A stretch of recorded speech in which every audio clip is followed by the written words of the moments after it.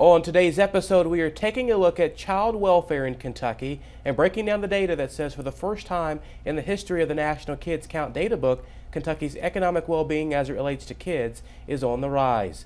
Pam Darnell with Family and Children's Place and Abby Drain with Centerstone join me now in the studio to talk more about the child abuse to prison pipeline here in Kentucky. Thank you so much for both of you all joining us here on In Focus. Thank you. Thank you for having us. You bet. And then we'll start with you, Pam. Explain to our viewers about Family and Children's Place, what the services you all provide, and also where you all are located. Sure. So Family and Children's Place is a community-based organization that helps prevent child abuse. We stop it when it happens, and we help those families and children who are hurt to heal and recover. We have been in business since 1883.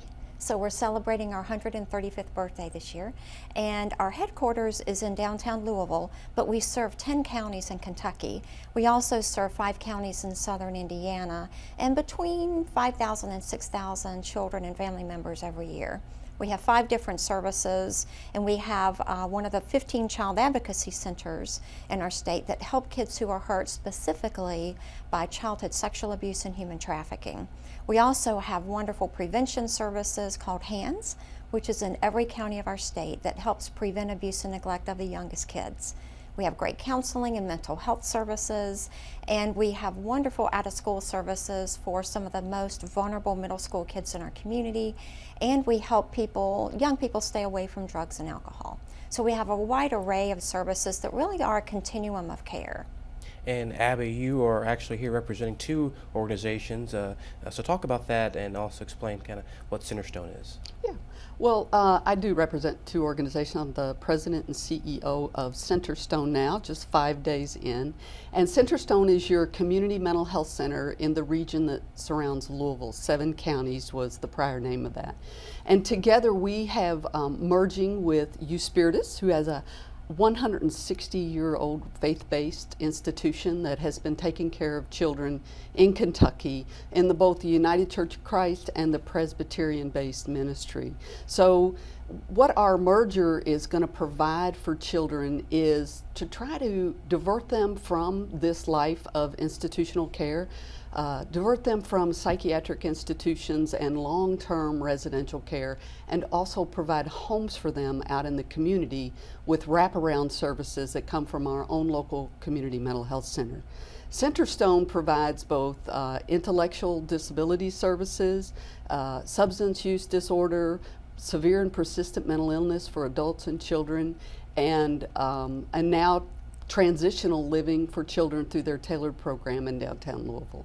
And all those services are in the continuum of care that'll help divert these kids from a life of long-term institutional care and really reliance on the system of the Department of Community-Based Services. And continuing on that, Abby, how serious is this child abuse to prison pipeline here in Kentucky? Well, it's very serious. When I came to be the president and CEO of Spiritus in 2014, there were a little over 7,000 children in out-of-home care in Kentucky. That has risen to almost 10,000 in the 4 years that I have been there. Most of that has been the effect of the opioids on the parents. A lot of those parents are incarcerated, and therefore their children are then taken out of their homes and put in the care of the Department of Community-Based Services. This leads to a life of adverse childhood experiences for these children, the number of kids that are abused and neglected, and it leads to a life that they are not supported by the parents that brought them into this world, and they're left at the hands of different people across this state. And it's confusing for children, and I think they lose some hope, and they start to rely on people that are maybe not safe for them, and they end up in victimized out in the community and possibly committing crimes and ending up in the juvenile system themselves. What we try to do is try to help them see that they can overcome their experiences and lead a life of hope, but it's going to take all of us. And Pam, how important is funding to address this issue here in Kentucky? You know, often there is not adequate funding for these services. So many of us are constantly working toward private fundraising with individuals, corporations, and events, as well as some of the government grants and contracts for which we can obtain. But one of the challenges around government grants and contracts is they typically do not cover the full cost of doing the business. So therefore, in our industry, in the human service nonprofit industry, we are constantly working to fill those gaps, most often with private donations and corporate support. Well, and this is a topic that we definitely want to continue having more longer conversation on, extended time to chat, and we're looking forward to having you back on the program to talk more about this particular issue. Thank you. Thank you. Now next on In Focus Kentucky, we explain about the data around children in out-of-home care in the state and on the ground, plus finding out possible solutions.